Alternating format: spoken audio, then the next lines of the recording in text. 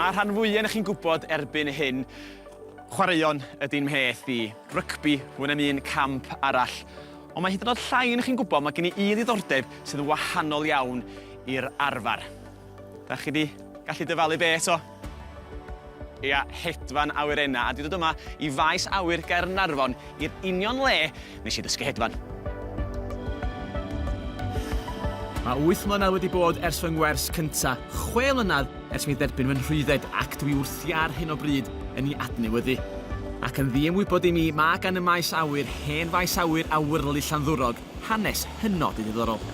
Nath maes awyr gael ei wneud yn rhyfel 1941 i ddechrau i ddysgu pobl sydd wedi navigatio a hedfan Aberwansons, a wedyn fel oedd y rhyfel mynd ymlaen nath nhw ddechrau dysgu'n efo gynna. Fel nath y rhyfel darfod, o gynnyn nhw lot o bombs a ammunition a gallu, oedd nhw eisiau gael gwarad o. Felly nath nhw dod â nhw i gyd i Gaernarfon, hel nhw i gyd efo'i gilydd, a wedyn rhoi nhw ar cychod a mynd â nhw allan i'r môr a cael madal nhw yn y môr. Felly. Ac hefyd yn ystod cyfnod yr ail ryfel byd, sefydlwyd y tîm chwilio cachub ar fynydd. Ac ers hynny mae'r lleoliad wedi newid yn gyfan gwbl. I ddechrau, efo diolch i Ray Mackenzie Blythe a'i dripiau awyr o amgylch Eryri. Ac yna dros y 6 mlynedd ddwytha'n benodol, mae'r newidiadau gweledol yn amlwg i bawb.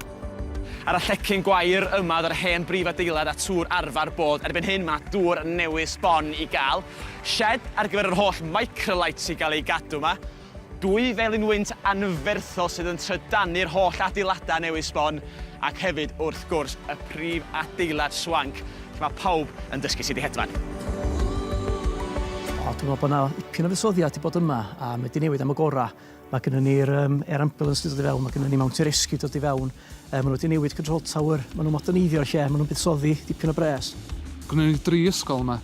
Gwna ni un efo'r awyrennau, gwna ni un efo'r helicopters, a gwna ni un efo'r microlights. Beth ti'n mwynhau am hedfan? Dwi'n meddwl bod y rhyddid sydd gennau i fynd i hedfan unrhyw adag dros y mynyddoedd, dros y llynoedd, gweld yr afon Fennau yn agor allan flaen ni, hedfan dros y môr gymaint o fedrwn ni hefyd. A gweld yr ardal leol o bersbectif gwannol, sbio lawr ar lle dwi'n byw, lle dwi'n gweithio, lle mae ffrindiau yn dod o. Mae o'n rhywbeth na'i byth flino fan nhw. Ac fe wnaeth i gymryd peth amser i chi sefydu ar drip i'r maes awyr, gan bod le am banad fach a digon i weld draw yn yr amgueddfa. Ac edrychwch be dwi wedi ffeindio. 8 mlynedd o ddod i maes awyr Caernarfon, a dyn ni'n gwybod bod y simulator hofrennydd yn bodoli yma. Mae'n edrych yn anhygoel. Rhaid fi gael go. Ac os dim hedfan hofrennydd ydych pethau chi, a cyn i chi ddeud dim, na, do'n i ddim yn dda iawn, mae efelychwr arall drws nesaf ar gyfer jets a ceir Fformula 1. Gan bod sy'n ddiwrnod digon braf, mae rhaid ni fynd am spin yn yr awyren, does? Ond gan bod chi'n dod efo fi, mae rhaid i Dan, peilot proffesiynol, o ddod efo fi hefyd. Felly Dan, de helo. Helo. Awe. Mae yna o hyd wefrdd wrth rasio lawr y stripyn glanio, ac yna codi yn uwch ac yn uwch. Ac fel oedd Aled yn ddeud, mae gweld eich cartref o bersbectif unigryw yn anhygoel. Bob dim i weld o fewn tafliad carrag i'w gilydd.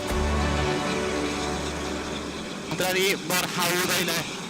Trip bach i lawr i Porthmadog ac yn ôl. Mae'r olygfa yn yr ardal yma yn anhygoel. Dwi ar gymell o unrhyw un i hedfan dros eich ardal eich hun. Mae werth i wneud a dwi wrth y modd.